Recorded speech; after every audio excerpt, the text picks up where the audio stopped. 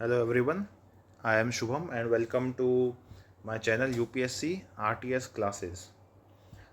ये चैनल सबसे पहले जो बनाया गया है वो उसका मकसद ही ये है कि जो एजुकेशन है, जो क्लासेस है, जो पढ़ाई है वो सब बच्चों तक पहुँचे, सब एस्पिरेंट्स तक पहुँचे.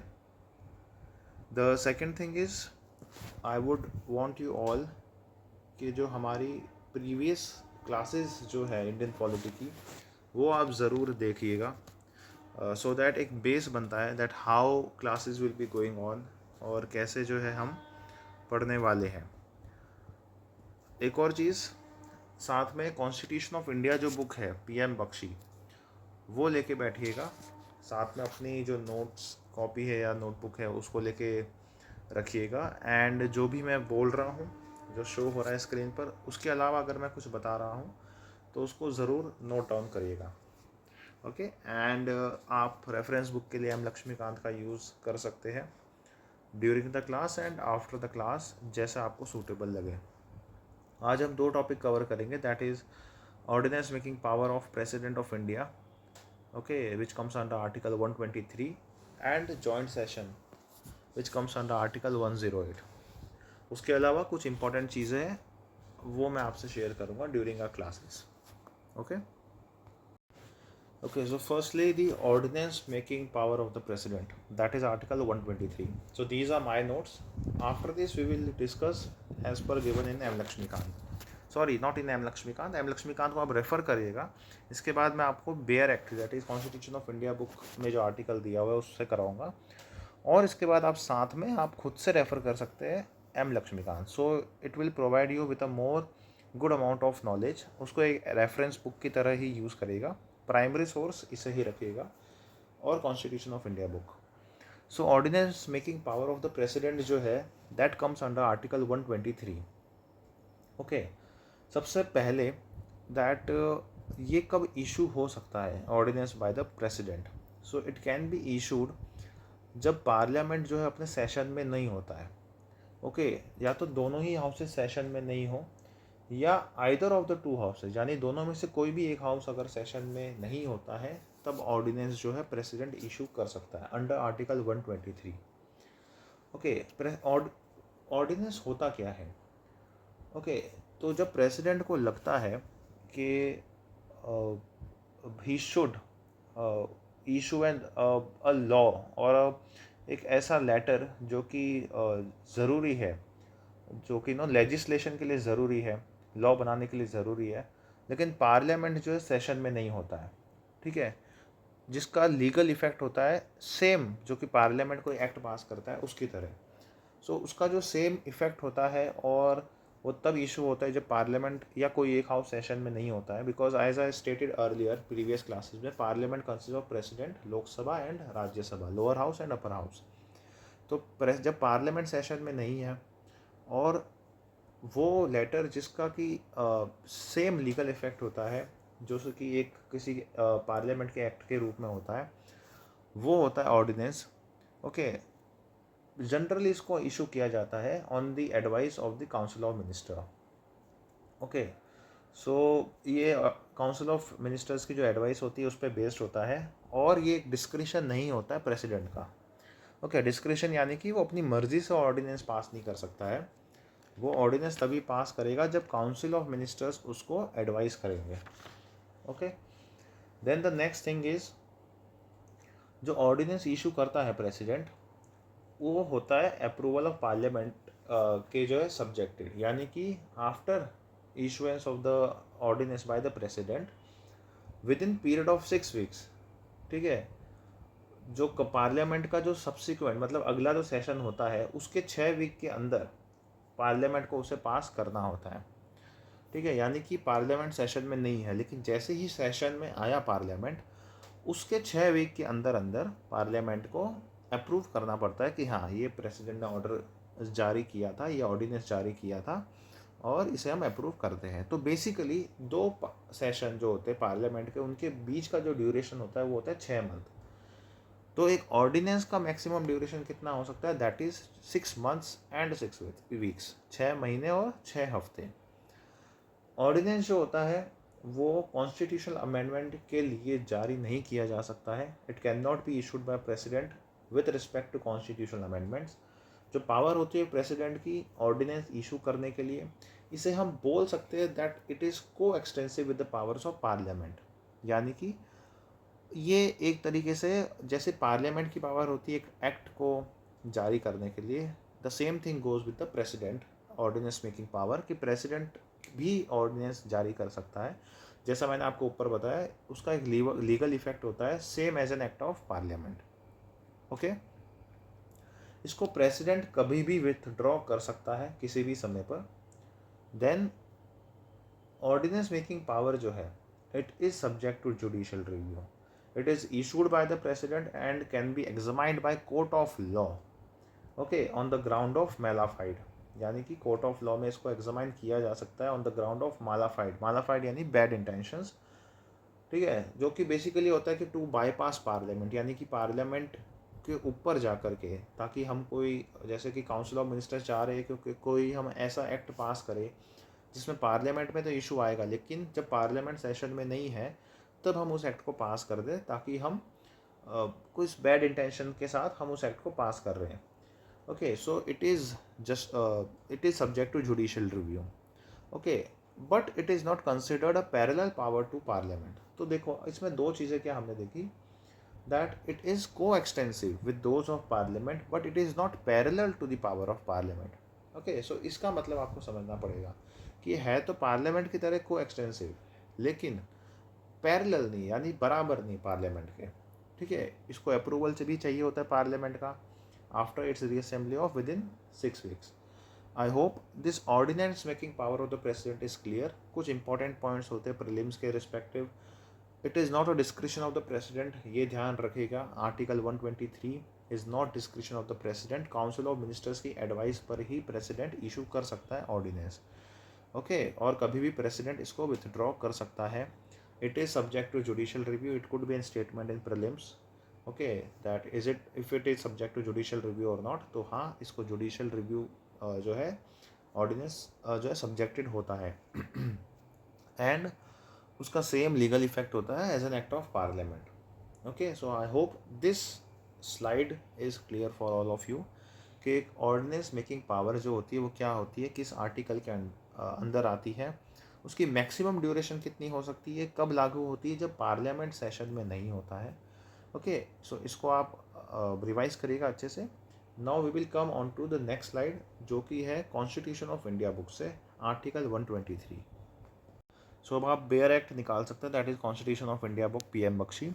उसमें देखिए आर्टिकल 123 जब आप निकालेंगे, it comes under chapter 3 legislative powers of the president. तो ये प्रेसिडेंट की लेजिस्लेटिव पावर है. लेजिस्लेटिव यानी अ लॉ और an act been passed in the legislature form. So article 123 क्या कहता है, power of president to promulgate ordinance during recess of parliament. यानी कि प्रेसिडेंट की पावर ऑर्डिनेंस जारी करने की जब पार्लियामेंट रिसेस में हो. पहला क्लॉज क्या है इसका, if at any time accept when both houses of parliament.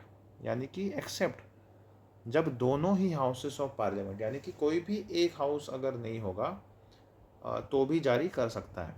ठीक है, so if at any time except when both houses of parliament, so except when both houses of parliament are in session, president is satisfied that circumstances exist. तो देखो कुछ कुछ चीज़ें note down कर दें कि how you have to read constitution of India specially with respect to paper हमें निकालना है UPSC प्रीलिम्स का. पहली चीज़, except when both houses of parliament are in session. This is an important thing. President can promulgate कर सकता है. दूसरी चीज़, मतलब कि जब दोनों हाउसेस सेशन में तब नहीं कर सकता, लेकिन कोई भी एक हाउस सेशन में नहीं तब कर सकता है. सेकेंड चीज़ इंपॉर्टेंट है, दैट इज़ सर्कमस्टांसेस एग्जिस्ट. तो क्या कॉन्स्टिट्यूशन ऑफ इंडिया ने सर्कमस्टांसेस मेंशन किए हैं? नहीं. ओके, तो प्रेसिडेंट इज सेटिस्फाइड. प्रेसिडेंट को लगता है कि ऐसे सर्कमस्टांसेस एग्जिस्ट करते हैं which render it necessary for him to take immediate action, he may promulgate. Okay, तो वो ऑर्डिनेंस जारी कर सकता है. सेकेंड क्लॉज देखिए, उसकी लाइन पढ़िए. Under this article it shall have the same force and effect as an act of parliament, यानी कि उसका जो फोर्स रहेगा या इफेक्ट रहेगा वो सेम रहेगा as an act of parliament. But every such ordinance, अब देखिए सेकेंड क्लॉज का ए सब क्लॉज देखिए, shall be laid before both houses of parliament, तो दोनों ही हाउसेज के आगे रखा जाएगा इसको, and shall cease to operate at the expiration of 6 weeks from the reassembly of parliament. तो जो मैंने आपको चीज़ पहले बताई थी कि पार्लियामेंट जब रीअसेंबल होगा, ओके, तो उसके 6 हफ्ते के अंदर अंदर ये सीज हो जाएगा ऑपरेट करने से, अनटिल एंड अनलेस उसको पार्लियामेंट पास कर देता है, ओके, रिजोल्यूशन से कि हाँ we pass this, okay, that if before the expiration of that period resolutions disapproving it are passed by both houses। इसका मतलब ये है कि जैसे पार्लियामेंट ने पास कर दिया, लेकिन उस टाइम पीरियड से पहले भी, यानी कि पार्लियामेंट ने डिसअप्रूव कर दिया, रिजोल्यूशन पास कर दिया कि नहीं हमें ये नहीं चाहिए, तो भी इसको ले लिया जाएगा वापस, ऑर्डिनेंस को कैंसिल कर दिया जाएगा। वीक सब क्लॉज देखिए, that it may be withdrawn at any time by the president, तो प्रेसिडेंट कभी भी उसको विथड्रॉ कर सकता है। These are prelims statements that parliament में कब तक जो है पार्लियामेंट की रीअसेंबली के बाद कब तक ये जारी रख सकते हैं, और या फिर can president withdraw any time the ordinance, okay, so these things should be remembered. इसका एक्सप्लेनेशन में देखिए एक और point, that where the houses of parliament are summoned to reassemble on different dates, the period of 6 weeks shall be reckoned from the later of those dates। यानी कि जैसे कि लोकसभा है और राज्यसभा है, दोनों को समन किया गया, दोनों को बुलाया गया, लोकसभा आई उसके 15 दिन बाद या 1 महीने बाद राज्यसभा रीअसेंबल हुई, तो अलग अलग दिन पर या अलग अलग डेट पर वो सेशन बुलाया जाता है। तो जो लेटर वाला सेशन है, यानी कि जो 15 दिन बाद राज्यसभा रीअसेंबल हुई, उधर से 6 हफ्ते वाला जो टाइम पीरियड है वो काउंट होगा, ओके, फॉर इसके लिए जब हम बात कर रहे हैं कि पार्लियामेंट को अप्रूव करना होगा, ओके। तो ये चीज़ें आपको पढ़नी होगी, रिवाइज करनी होगी, एंड डू रिमेंबर बुक में जो लिखा हुआ है like circumstances exist, okay, time period लिखा हुआ है expiration of 6 weeks, okay, so ये चीज़ें हमें याद रखनी चाहिए कि बुक में क्या लिखा हुआ, क्वेश्चंस उस पर बेस्ड होते हैं। And also for mains perspective also we should know कि it is not a description of president to pass an ordinance, it is on the advice of the council of ministers. I hope ordinance making power जो है that is clear for all of you. छोटा सा topic है, but it is a legislative power of president and questions can be asked directly from this topic. Article 123 पढ़िएगा बार बार, and you can revise the notes.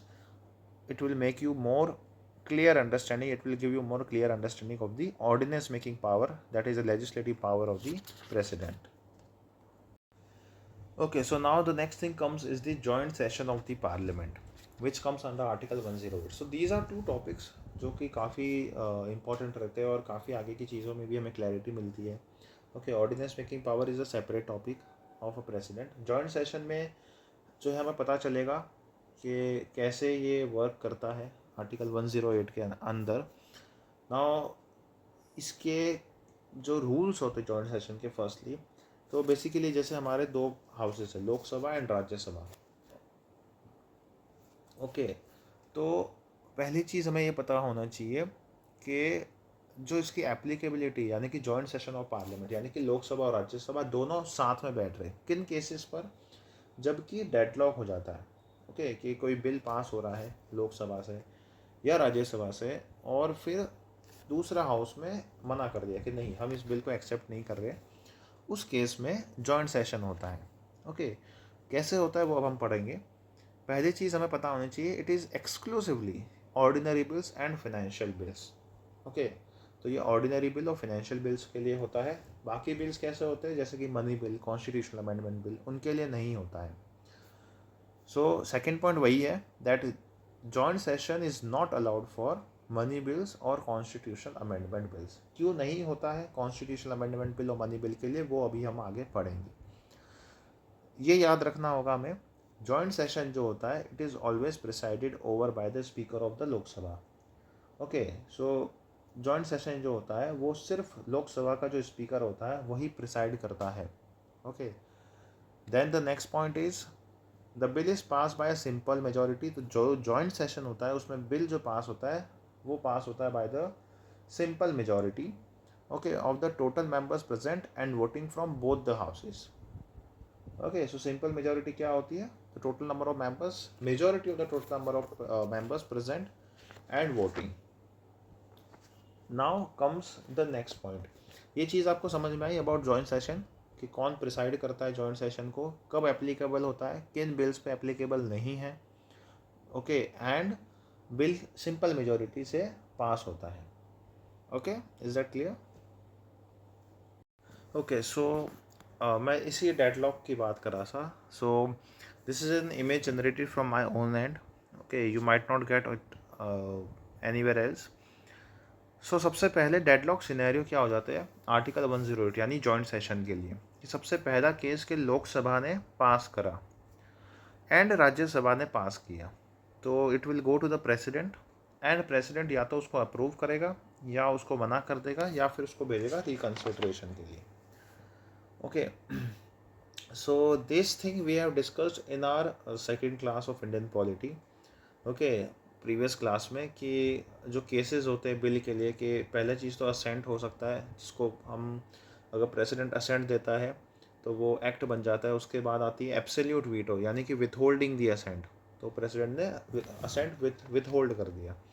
Third आता है that is the suspensive veto यानी कि president reconsideration के लिए भेज सकता है, ओके, एंड देन उसके पास अगर वापस आता है कोई भी बिल तो उसको वो विथहोल्ड नहीं कर सकता है असेंट को। Okay, but that does not mean कि president is bound to give assent, कि प्रेसिडेंट को असेंट देना ही पड़ेगा। सो पहले केस में क्या हुआ, लोकसभा ने पास किया, राज्यसभा ने पास किया, एंड फाइनल आउटकम क्या निकला कि it is been send to the president, और प्रेसिडेंट ने उस पर 3 चीज़ें कर सकता है, अप्रूव, विथहोल्ड या रिकन्सिडरेशन। तो वो चीज़ प्रेसिडेंट के हाथ में। सेकेंड चीज़ क्या हुई कि लोकसभा ने पास किया, राज्यसभा ने उस पर कुछ अमेंडमेंट्स लगाए। अब या तो पहली चीज़ होगी कि लोकसभा ने अमेंडमेंट्स मान लिए और फिर दोनों ने एग्री किया और प्रेसिडेंट के पास चला गया, और फिर से वही चीज़ असेंट विथहोल्ड असेंट और रिकन्सिडरेशन। सेकंड चीज़ क्या हो सकती है, लोकसभा ने पास किया, राज्यसभा ने अमेंडमेंट्स दिए और दोनों ने उस पर एग्रीमेंट नहीं किया। माइंड यू, ये जो भी मैं बातें कर रहा हूँ ये ऑर्डिनरी बिल के केस में ही है, not in the case of money bill और कॉन्स्टिट्यूशनल अमेंडमेंट बिल। ओके, तो अब दोनों ने जब एग्रीमेंट नहीं किया तब होता है deadlock, and that deadlock goes for the joint sitting. Okay, तो वो जो है जॉइंट सिटिंग में जाता है। थर्ड केस में क्या हुआ, लोकसभा ने पास किया, राज्यसभा ने मना कर दिया, तो that also goes for deadlock, कि वो भी डेडलॉक में जाएगा और जॉइंट सिटिंग बुलाई जाएगी प्रेसिडेंट के द्वारा। So joint sitting is been summoned by the president, ये याद रखिएगा, जॉइंट सिटिंग को जो है प्रेसिडेंट बुलाते हैं। फोर्थ केस क्या हुआ, लोकसभा ने पास किया, राज्यसभा ने रिस्पॉन्ड नहीं किया 6 महीनों के लिए, तो Rajya Sabha doesn't respond for the next 6 months, वो फिर से डेडलॉक में जाएगा और फिर जॉइंट सिटिंग होगी। सो ये केसेस जो है आपको याद रखने होंगे। कुछ इंपॉर्टेंट पॉइंट्स है जो आपको याद रखने चाहिए, जैसे कि प्रिसाइडिंग ऑफिसर मैंने बताया, it is always presided bye speaker of Lok Sabha. Lok Sabha का जो स्पीकर होता है वही जॉइंट सेशन पे प्रिसाइड करता है। बिल के ऊपर रिस्ट्रिक्शन होता है, that is only in the case of ordinary bill ही ये जॉइंट सिटिंग अकर होती है। Then during the session bill must be passed by by the simple majority of members present and voting. Okay, now the next thing, now you can note it down in your own manner that why it is not in the case of money bill. Okay, so एक चीज़ याद रखिएगा that Rajya Sabha जो मैंने चीज़ लिखी हुई है यहाँ पर, then I will make you understand that Rajya Sabha cannot reject or amend a money bill. It must respond with suggestion within 14 days. The bill is deemed passed automatically by both houses. यानी कि राज्यसभा अपने आप मनी बिल को amend नहीं कर सकता है। Okay, वो अपने आप यानी कि उसके पास अधिकार नहीं होता है खुद से बदलाव करने का। वो अमेंड तो कर सकता है बट क्या वो पास होगा उस अमेंडमेंट के साथ, तो उसका अधिकार राज्यसभा के पास नहीं होता है। ओके, और जैसे ऑर्डिनरी बिल के केस में क्या था, विद इन 6 मंथ्स अगर राज्यसभा रिस्पॉन्ड नहीं करता है सेकेंड हाउस, तो वो जॉइंट सिटिंग में जाता है। लेकिन मनी बिल के केस में 14 डेज होता है। यानी कि मनी बिल के केस में पहला केस सुनिए, लोकसभा ने पास किया, राज्यसभा ने पास कर दिया, दैट इज पास्ड एंड वो प्रेसिडेंट के पास जाएगा। सेकंड केस क्या हुआ, लोकसभा ने पास किया, राज्यसभा उसको रिजेक्ट ही नहीं कर सकता है। तो Rajya Sabha can not reject a money bill. Ordinary bill के केस में क्या हो रहा था, जब वो रिजेक्ट कर रहा था, जो थर्ड केस है देखिए, राज्यसभा रिजेक्ट कर रहा था तो वो जॉइंट सिटिंग में जा रहा था, लेकिन मनी बिल नहीं जाता है। देन लोकसभा ने पास किया, राज्यसभा ने अमेंडमेंट्स दिए, which is the second case, image में देखिए, इन case of ordinary bill. Okay, तो सेकंड केस देखिए, ऑर्डिनरी बिल में पास कर रहा है अमेंडमेंट्स के साथ, अगर डिसएग्रीमेंट होता तो उससे जॉइंट सिटिंग। लेकिन इस केस में क्या होगा, मनी बिल के केस में लोकसभा ने पास किया, राज्यसभा ने अमेंडमेंट्स बताए, और अब लोकसभा की मर्जी है कि पास करेगा अमेंडमेंट के साथ या विदाउट अमेंडमेंट। ओके, यानी कि लोकसभा के पास ज़्यादा पावर होती है in case of money bill. Okay, it has a higher it have higher power in case of money bill. Fourth case देखिए, लोकसभा ने पास किया, इस केस में 14 दिन के अंदर रिस्पॉन्स देना होगा। ऑर्डिनरी बिल के केस में 6 महीने में अगर रिस्पॉन्ड नहीं करता है तो जॉइंट सिटिंग होती है। मनी बिल के केस में अगर 14 डेज में रिस्पॉन्स नहीं करता है तो ये बिल पास माना जाता है। तो मनी बिल के केस में Lok Sabha has more powers as compare to Rajya Sabha. Is that clear? तो ये जो केसेस हैं मनी बिल के केस में 14 डेज याद रखिएगा, ऑर्डिनरी बिल के केस में 6 मंथ्स। ओके, पासिंग जब पास होता है तो किस केस में जॉइंट सेशन होता है, किस केस में नहीं होता है। ओके, ऑर्डिनरी बिल के केस में जॉइंट सेशन होगा अगर दोनों हाउस डिसएग्री कर रहे हैं तो, लेकिन मनी बिल के केस में ये चांस ही नहीं है, बिकॉज लोकसभा के पास ज़्यादा पावर है। So it will pass that money bill whether with accepting the amendments from Rajya Sabha या बिना एक्सेप्ट करे वो उसको बिल को पास कर देगा, मनी बिल को लोकसभा। सो ये चीज़ क्लियर होनी चाहिए, cases of ordinary bill and who presides it, what are the restrictions bill, that it is only in the case of ordinary bill, simple majority से पास होता है in case of joint session, and money bill के case में क्यों नहीं होता है वो मैंने आपको भी समझाया। Okay, that it has its own restrictions on Rajya Sabha amending power with respect to money bills. Okay, अब हम देख सकते हैं PM Bakshi constitution of India book के अंदर आर्टिकल 108 देखिए, joint sitting of both houses in certain cases. जब भी मैं ये कह रहा हूँ आपको बुक निकालनी चाहिए ताकि आप फेमिलियर हो जाए that how you have to read the book, कैसे आपको बुक पढ़नी होगी और कैसे उसके प्रोविजंस को समझना होगा। ओके, तो जॉइंट सिटिंग कब होती है आर्टिकल 108 में, if after a bill has been passed by one house and transmitted to the other house, यानी कि एक हाउस ने बिल पास किया और दूसरा हाउस में गया, तो पहला सब क्लॉज क्या कह रहा है, पहले क्लॉज का, the bill is rejected by other house, यानी कि दूसरा हाउस ने जो बिल है उसको रिजेक्ट कर दिया। ओके, सो पहला सब क्लॉज हमें समझ में आया कि एक तो बिल रिजेक्ट कर दिया दूसरा हाउस ने, दूसरा सब क्लॉज है दैट हाउसेस ने डिक्लेयर कर दिया, यानी कि दोनों हाउसेस ने कहा है कि वो डिसएग्री करते अमेंडमेंट से जो भी किसी एक हाउस ने किया है, जो मैंने आपको पहले बताया। थर्ड सब क्लॉज क्या कह रहा है कि 6 महीने लैप्स हो गए और अभी तक कुछ भी एक्शन नहीं लिया गया दूसरा हाउस के द्वारा, तो क्या होगा, प्रेसिडेंट में, यानी कि प्रेसिडेंट समन करता है। सो इसके नीचे जो लिखा हुआ है, I will tell you in short, कि प्रेसिडेंट जो है समन करता है कि आपको जॉइंट सिटिंग करनी है। ओके, सो दैट बिल को हम पास कर सकें। ओके, नाउ कुछ भी, अब इसके अंदर क्लियरली ये मेंशन्ड है, provided that nothing in this clause shall apply to a money bill. Okay, so कुछ भी इसमें जो भी क्लॉज दिया हुआ है वो मनी बिल में अप्लाई नहीं करेगा। ओके, देन अब ये इसमें दिया हुआ है जो पीरियड ऑफ 6 मंथ्स है। ओके, ये देखिए, the period of 6 months as refer to in clause 1, जो हमने बताया 6 मंथ्स लैप्स हो जाते हैं। No account shall be taken of any period during which house is prorogued or adjourned or adjourn for more than 4 consecutive days, यानी कि अगर 4 लगातार दिनों के लिए हाउस को प्रोरोग कर दिया जाता है या एडजर्न कर दिया जाता है तो उसका कोई अकाउंट नहीं लिया जाएगा जब हम 6 मंथ्स का टाइम कैलकुलेट कर रहे हैं। ओके,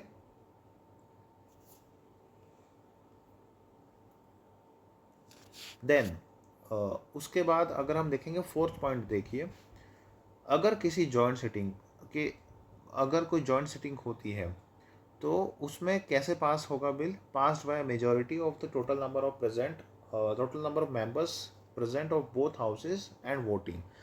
यानी कि जॉइंट सिटिंग में जो, जैसे मैंने बताया, सिंपल मेजॉरिटी, यानी कि majority of total number of members of both houses present and voting. तो जॉइंट सिटिंग में जो बिल पास होता है वो होता है सिंपल मेजॉरिटी के द्वारा। तो जॉइंट सिटिंग में हमको ये चीज़ें क्लियर होनी चाहिए कि सबसे पहली चीज़ कि ऑर्डिनरी बिल के केस में होता है। सेकंड चीज़, इसके अंदर लोकसभा राज्यसभा दोनों के पास इक्वल पावर्स होती है। ओके, थर्ड थिंग, राज्यसभा इसमें अमेंडमेंट्स कर सकती है। अगर एग्री नहीं होते दोनों हाउसेस तो जॉइंट सिटिंग होती है। प्रेसिडेंट समन करता है, जॉइंट सिटिंग अपने आप नहीं होती है। स्पीकर ऑफ लोकसभा जो होता है वो प्रिसाइड करता है। जॉइंट सिटिंग में जो है सिंपल मेजॉरिटी से पास होती है। और अगर कोई एक हाउसेस अगर 6 मंथ्स तक कोई रिस्पॉन्ड नहीं करता है तो फिर जॉइंट सिटिंग होती है। और 6 मंथ जब हम कैलकुलेट कर रहे हैं तो कोई भी हाउस अगर एडजर्न या प्रोरोग होता है 4 कॉन्जिक्यूटिव दिनों के लिए, तो वो जो 4 कॉन्जिक्यूटिव डेज का टाइम है वो काउंट नहीं किया जाता है उस 6 मंथ्स के टाइम पीरियड में। ओके, इसमें आप एक और चीज़ देख सकते हैं, maybe I missed out that in sub clause सी, जिसमें 6 मंथ्स का लैप्स टाइम पीरियड है, जहाँ लिखा हुआ नीचे प्रेसिडेंट में unless the bill has lapse by reason of a dissolution of the house of the people. तो यानी कि प्रेसिडेंट समन कर सकता है जॉइंट सिटिंग अनलेस कि अगर लोकसभा डिसॉल्व हो गई है। ओके, कि लोकसभा डिसॉल्व हो गई है तो उसके साथ बिल भी लैप्स हो जाता है अगर लोकसभा डिसॉल्व हो गई है। तो इसके अंदर मेंशन है क्लियरली अंडर आर्टिकल 108 कि प्रेसिडेंट समन कर सकता है meeting joint sitting unless Lok Sabha bill ही लैप्स हो गया है, बिकॉज लोकसभा लैप्स हो गई है। ओके, सो लोकसभा का जो लैप्स है वो मैंने आपको आई गेस फर्स्ट या सेकंड क्लास में बताया था इन द स्टार्टिंग के लोकसभा जो है it can be dissolve. Okay, and Rajya Sabha is not subjected to dissolution. Okay, so I hope this joint session जो है आर्टिकल 108 आपको क्लियर हुआ होगा। आप इसको पूरा पढ़िएगा because I have told you important points जो हमें पता होने चाहिए जॉइंट सेशन के। Again get familiar to constitution of India book because direct questions इसी में से आ जाते हैं। Okay, and it is also helpful for you all in writing answers as well. अब साथ में कुछ इंपॉर्टेंट पॉइंट्स देख लेते हैं which you can note down. Okay, जैसे कि राज्यसभा, देखो मैं आपको 2 स्टेटमेंट बताता हूँ। Okay, that does Rajya Sabha have power to amend money bill? Okay, and second statement is does Rajya Sabha have power to amend bill in its own right? Okay, so the second statement second statement है does Rajya Sabha does not have power to amend money bill in its own right. तो second statement जो है वो सही है कि राज्यसभा जो है अपने ही राइट में can not amend a bill in its own right, जबकि राज्यसभा के पास पावर होती है ओके अमेंड करने की, but it is subjected to the approval of Lok Sabha. वो सब्जेक्ट होता है कि लोकसभा अगर उसको अप्रूव करता है अमेंडमेंट्स को तो होता है, लेकिन खुद के राइट में राज्यसभा अमेंड करके बिल पास नहीं कर सकता है जो लोकसभा करता है। I told you in the case of money bill that Rajya Sabha can not reject a money bill, neither can it amend bill in its own right, and also within 14 days it has to give its response, otherwise वो bill pass माना जाता है। अभी तक joint sitting जो है 3 बार ही हुई है। दैट इज़ फर्स्ट वन हुई थी 1961 which was related to dowry prohibition act. 1978 में हुई थी एक बार बैंकिंग सर्विस कमीशन एक्ट के दौरान, और एक 2002 में हुई थी prevention of terrorism act, that is POTA. Joint session क्या सिग्निफाइज करता है? जैसा हमने अभी तक देखा that it basically test the balance of power between Lok Sabha and Rajya Sabha. ठीक है, कहीं ना कहीं अब अगर हम देखेंगे, if it is bin asked in UPSC, do remember अभी इसमें जो चीज़ लिखी है okay that is from in the depth perspective, यानी कि जब आप मेंस लिखेंगे तब आप इसको मेंशन कर सकते हैं। ओके, सो मैंने इसको मेंस के परस्पेक्टिव से ही लिखा है। अगर प्रीलिम्स में क्वेश्चन आता है जॉइंट सेशन क्या सिग्निफाई करता है, that Lok Sabha is equal to Rajya Sabha, या Lok Sabha is more powerful than Rajya Sabha, या Lok Sabha is lesser than Rajya Sabha in terms of power. तो do remember Lok Sabha is equal to Rajya Sabha in case of joint session. Okay, but अगर आप प्रैक्टिकली देखें joint session में लोकसभा और राज्यसभा दोनों के मेंबर होते हैं, लेकिन जब वोटिंग होगी with simple majority bill pass होगा, because Lok Sabha has more members. Okay, so it might favour in the case of Lok Sabha, but that is the other case, यानी जॉइंट सेशन के दौरान वो चीज़ है। बट जॉइंट सेशन क्या सिग्निफाई कर रहा है, जॉइंट सेशन तक बात गई ही क्यों, बिकॉज लोकसभा और राज्यसभा दोनों ने मना किया, इसलिए वो बात जॉइंट सेशन तक गई। Otherwise in the case of money bill देखो तो जॉइंट सेशन तक बात जाती ही नहीं है। Okay, so do remember these things. This is a bit, आप कह सकते हैं कि ये चीज़ हमें पता होनी चाहिए, कुछ चीज़ें हमें पता होनी चाहिए कि अच्छा लोकसभा के पास ज़्यादा मेंबर होंगे तो डेफिनेटली जॉइंट सेशन में भी लोकसभा भारी पड़ेगी, लेकिन बिल अगर जॉइंट सेशन तक गया है तो डेफिनेटली वो इम्पॉर्टेंट है। राज्यसभा ने या तो उस पर अमेंडमेंट्स किए हैं, क्वेश्चन मार्क किए हैं, ठीक है, या फिर लोकसभा ने क्वेश्चन मार्क किए हैं अगर बिल ऑरिजिनेट हुआ है राज्यसभा से, और फिर वो न्यूज़ में आएगा बिल जॉइंट सेशन हो रहा है, so it will highlight the bill. Okay, it means the bill is having a relevant importance, so that is why joint session is been done, so more importance is given to the idea of highlighting the bill। Okay, because ये सबको पता होता है joint session में लोकसभा के member ज़्यादा है और सिंपल मेजोरिटी है, तो it will be pass because of the majority. लेकिन the main purpose of parliament, legislation, joint session, these all things are to make people aware what is going on Indian polity, parliament में क्या हो रहा है, कौन सा bill pass हो रहा है, कौन सा रेलिवेंट बिल है, इम्पोर्टेंस क्या है। हम न्यूज़ में रोज़ देखते हैं, काफ़ी बार न्यूज़ में आता है कोई बिल पे क्वेश्चन किया गया है, कोई बिल को रिजेक्ट कर दिया गया है। ओके, सो ये चीज़ें हमें आइडिया देने के लिए होती है how the proceedings are been done in the parliament. Okay, so I hope this slide is clear. Okay, so now next slide is, ये भी कुछ इंपॉर्टेंट पॉइंट्स है जो हमें पता होने चाहिए। अगर हम पावर की बात करें लोकसभा की, राज्यसभा की, जैसे मैंने बताया लोकसभा के पास ज़्यादा पावर होती है in case of money bill, लेकिन just note it down here. Okay, कि अगर हम स्पेशल पावर्स की बात करें राज्यसभा की तो आप पढ़िएगा, अभी हम इस आर्टिकल को डिस्कस नहीं करेंगे, we will discuss it later, लेकिन आर्टिकल 249 पढ़िएगा। ओके, जिसमें कि Rajya Sabha has power to legislate on subjects which are mentioned in the state list. Okay, जब specially mentioning in the national interest. Okay, so वो होता है आर्टिकल 249। ओके, एंड आर्टिकल 312 जो होता है वो भी बताता है राज्यसभा की special powers, that is power to create one or more all India services. तो पावर जो होती है वो राज्यसभा के पास होती है। This slide is only for the purpose that these things you should be have familiarity, because जब हम बात करें Lok Sabha has more power with respect to money bill, तो Rajya Sabha has also power in cases of article 249 and 312। Do remember these are very important articles because prelims and mains दोनों के लिए आपको ये पॉइंट्स याद रखने होंगे। Power article 249, power of Rajya Sabha to legislate on subjects in state list in the national interest, and article 312 power to create one or more all India services, and this is being power conferred on Rajya Sabha के ऊपर होती है। The next thing which we should remember is कि दोनों ही houses के पास equal legislative power होती है subject to specific constitutional exceptions. Okay, तो जब हमने बात की मनी बिल, ऑर्डिनरी बिल की, दीज आर एक्सेप्शंस के ऑर्डिनरी बिल में इक्वल पावर है, बहुत केसेस में इक्वल पावर होती है। स्पेसिफिक कॉन्स्टिट्यूशनल एक्सेप्शंस क्या होते हैं, जैसे हमने अभी देखा मनी बिल। ओके, तो इस केस में Lok Sabha has more power in passing, also money bill can only be introduced in Lok Sabha. Okay, so अब इसके बारे में हमने थोड़ा सा डिस्कस किया था, हम बाद में और डिस्कस करेंगे about money bill and constitutional amendment bill. Okay, that कब मनी बिल इंट्रोड्यूस होता है, okay, that it can B only introduced in Lok Sabha. Okay, so these are constitutional exceptions. The next thing is, in case of constitutional amendment bill, each house must pass the bill separately, there is no provision for a joint sitting। तो हमने देखा जैसे लोकसभा में ordinary bill होता है, sorry Lok Sabha नहीं, parliament में ordinary bill जो होता है उसी पे जॉइंट सेशन हो सकता है, मनी बिल पे क्यों नहीं हो सकता? Because Lok Sabha has more authority, more power. Constitutional amendment bill क्या होता है? उसमें दोनों के पास इक्वल पावर है।